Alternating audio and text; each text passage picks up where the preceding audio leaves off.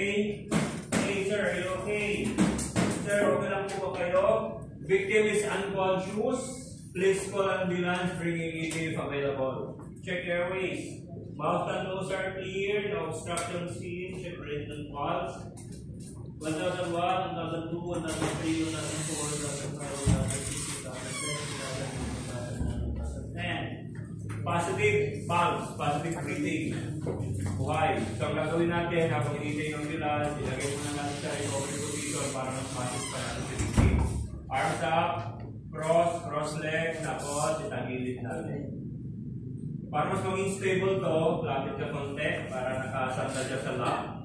And then, try natin i-check kung tuloy-tuloy yung paghinga natin yung likod ng palad. Then, bilang 10 seconds. 1001, 1002, 1003, 1004, 2005, 2006, 2007, 2008, 2009, 2010.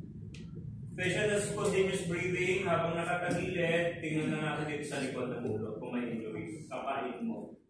Tapos, after yung kapain, tingnan mo yung kamay mo kung may dugo, kung nakaramdam ba siya ng sakit ng hinawakan mo. So, ginagawa natin, no blood, no pain, no dots. Tapos sa likod.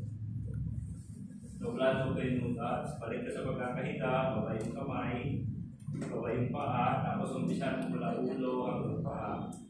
No blood, no pain, no dots. No blood, no pain, no dots. Polar bone, no blood, no pain, no dots. Shoulders, tinginan. Kasi magre-react yan kung may masakit.